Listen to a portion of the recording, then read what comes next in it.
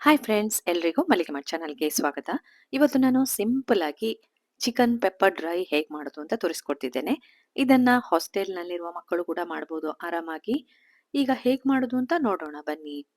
ಮೊದಲಿಗೆ ಒಂದು ಪ್ಯಾನ್ ತಗೊಳ್ಳಿ. ಅದರಲ್ಲಿ ಒಂದೆರಡು ದೊಡ್ಡ ಸ್ಪೂನಷ್ಟು ಪೆಪ್ಪರ್ ತಗೊಂಡಿದ್ದೇನೆ, ಅಂದರೆ ಕರಿಮೆಣಸು. ಹಾಗೆ ಒಂದು ಸ್ಪೂನಷ್ಟು ಜೀರಿಗೆ ತಗೊಂಡಿದ್ದೇನೆ. ಎಲ್ಲವನ್ನ ಡ್ರೈ ರೋಸ್ಟ್ ಮಾಡಬೇಕು, ಅಂದರೆ ಫ್ರೈ ಮಾಡಬೇಕು. ಎಣ್ಣೆಯನ್ನು ಹಾಕ್ಕೊಳ್ಬೇಡಿ, ಒಳ್ಳೆ ಫ್ರೈ ಆಗಲಿ. ಇದು ಮಾಡಲಿಕ್ಕೆ ತುಂಬ ಸುಲಭ. ನಾನು ಸಿಂಪಲ್ ಆಗಿ ಹೇಳ್ಕೊಡ್ತಾ ಇದ್ದೇನೆ. ಇದನ್ನ ಒಮ್ಮೆ ಟ್ರೈ ಮಾಡಿ, ನಿಮಗೆ ಖಂಡಿತವಾಗಿ ಖುಷಿ ಆಗ್ತದೆ. ಟೇಸ್ಟ್ ಕೂಡ ತುಂಬ ಚೆನ್ನಾಗಿರ್ತದೆ. ಮತ್ತೆ ಮಳೆಗೆ, ಮಳೆ ಬರುವಾಗ ಕರಕಾರ ತಿನ್ನಲಿಕ್ಕೆ ತುಂಬ ಚೆನ್ನಾಗಿ ಆಗ್ತದೆ. ಈಗ ನೋಡಿ, ಎಲ್ಲ ರೋಸ್ಟ್ ಆಗಿದೆ. ಇದನ್ನ ನಾನು ಒಂದು ಕುಟ್ಟಣಿಗೆಯಲ್ಲಿ ಕುಟ್ತಾ ಇದ್ದೇನೆ. ನೀವು ಮಿಕ್ಸಿ ಜಾರಲ್ಲಿ ಕೂಡ ಕುಟ್ಬೋದು.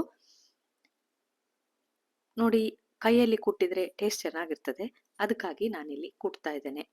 ತುಂಬಾ ಹುಡಿ ಆಗ್ಬೇಕು ಅಂತ ಇಲ್ಲ, ಒಂದು ತರಿ ತರಿ ಆದ್ರೂ ಸಾಕು. ಹಾಗೆ ನನ್ನ ಚಾನಲ್ ಅನ್ನ ಹೊಸದಾಗಿ ನೋಡ್ತಿರೋರು ಪ್ಲೀಸ್ ಸಬ್ಸ್ಕ್ರೈಬ್ ಮಾಡಿ ನೋಡಿ. ನೋಡಿ, ಇಷ್ಟು ಪುಡಿ ಆಗಿದೆ. ನೀವು ಇದನ್ನ ಮಿಕ್ಸಿ ಜಾರಲ್ಲಿ ಕೂಡ ಮಾಡ್ಬೋದು, ಏನ್ ತೊಂದರೆ ಇಲ್ಲ. ನಾನು ಕೈಯಲ್ಲೇ ಕುಟ್ಟಿ ಪುಡಿ ಮಾಡಿದ್ದೇನೆ. ಇದನ್ನೀಗ ಬದಿಗಿಡೋಣ. ಇನ್ನೊಂದು ಪ್ಯಾನ್ ತಕೊಳ್ಳಿ. ಅದಕ್ಕೆ ಒಂದು 2 ದೊಡ್ಡ ಸ್ಪೂನ್ ಅಷ್ಟು ಎಣ್ಣೆ ಹಾಕೊಳ್ಳಿ.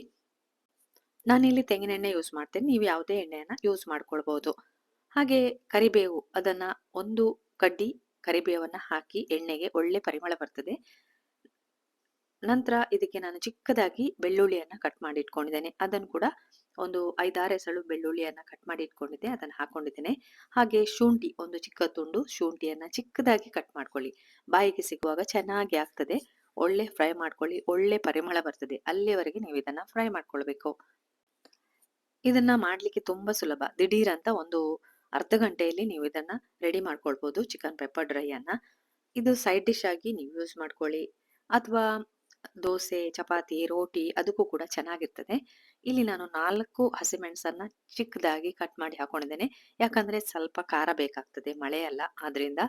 ನಿಮ್ಗೆ ಕಮ್ಮಿ ಬೇಕಾದ್ರೆ ಅದನ್ನ ಕಡಿಮೆ ಮಾಡ್ಕೊಳ್ಳಿ. ಒಂದು ದೊಡ್ಡ ಈರುಳ್ಳಿಯನ್ನ ಉದ್ದುದ್ದಕ್ಕೆ ಕಟ್ ಮಾಡ್ಕೊಂಡಿದ್ದೇನೆ ನೋಡಿ, ಅದನ್ನು ಕೂಡ ಇಲ್ಲಿ ಹಾಕಿ ಫ್ರೈ ಮಾಡ್ಕೊಳ್ಳಿ. ತುಂಬಾ ಕೆಂಪಗೆ ಆಗ್ಬೇಕಂತಿಲ್ಲ, ಟ್ರಾನ್ಸ್ಪರೆಂಟ್ ಆಗ್ಬೇಕು. ಅದಕ್ಕೆ ಇಲ್ಲಿ ನಾನು ಉಪ್ಪನ್ನ ಸೇರಿಸ್ಕೊಳ್ತಾ ಇದ್ದೇನೆ ನೋಡಿ. ಈಗನೇ ಬೇಗ ಟ್ರಾನ್ಸ್ಪರೆಂಟ್ ಆಗ್ತದೆ ಈರುಳ್ಳಿಯಿಂದ. ಎಲ್ಲವನ್ನ ಫ್ರೈ ಮಾಡ್ಕೊಳ್ಳಿ. ನೋಡಿ, ಈರುಳ್ಳಿ ಎಲ್ಲ ಟ್ರಾನ್ಸ್ಪರೆಂಟ್ ಆಗಿದೆ, ಸಾಕು ಇಷ್ಟು. ಈಗ ಚಿಕ್ಕ ಟೊಮೆಟೊವನ್ನ ಕಟ್ ಮಾಡಿ ಇಟ್ಕೊಂಡಿದ್ದೇನೆ ನಾನು. ಯಾಕಂದ್ರೆ ಸ್ವಲ್ಪ ಹುಳಿ ಟೇಸ್ಟ್ ಬೇಕಲ್ಲ, ಅದಕ್ಕೆ ಚಿಕ್ಕ ಟೊಮೆಟೊವನ್ನ ಚಿಕ್ಕ ಚಿಕ್ಕದಾಗಿ ಕಟ್ ಮಾಡ್ಕೊಳ್ಳಿ, ಬೇಗ ಕರಗ್ಬೇಕದು. ಎಲ್ಲವನ್ನ ನೀವು ಫ್ರೈ ಮಾಡ್ಕೊಳ್ಳಿ.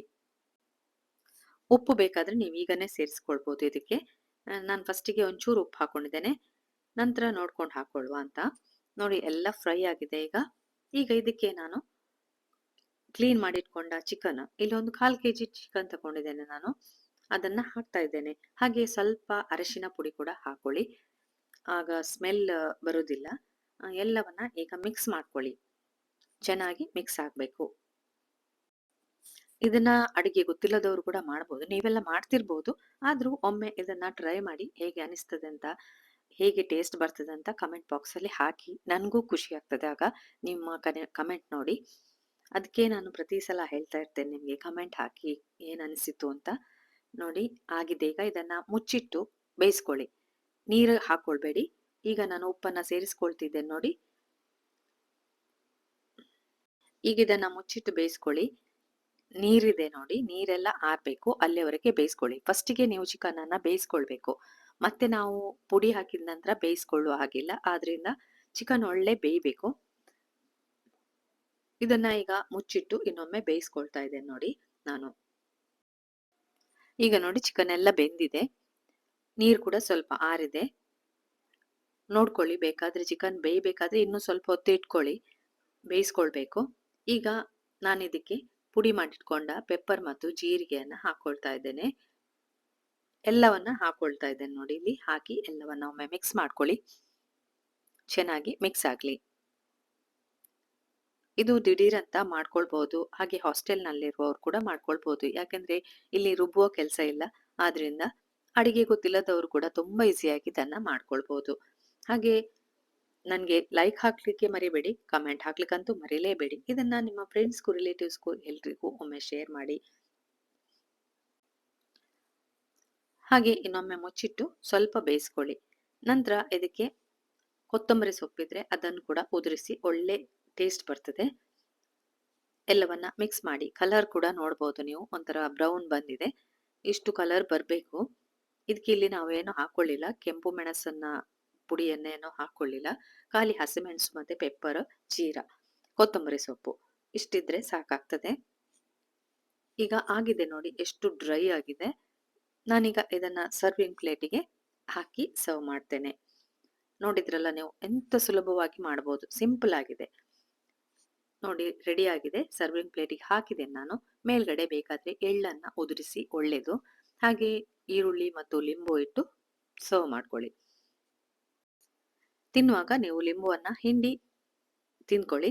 ತುಂಬಾ ಚಟ್ಪಟ ಅಂತ ಚೆನ್ನಾಗಿರ್ತದೆ. ಒಮ್ಮೆ ಟ್ರೈ ಮಾಡಿ. ಹಾಗೆ ಈ ರೆಸಿಪಿಯನ್ನ ನೋಡಿದ್ರಲ್ಲ, ಇನ್ನ ನಿಮ್ಗೆ ಹೊಸ ರೆಸಿಪಿಯೊಂದಿಗೆ ಸಿಗ್ತೇನೆ. ಪುರ್ಸೊತ್ ಮಾಡಿ ನೋಡಿದಕ್ಕೆ ಥ್ಯಾಂಕ್ ಯು.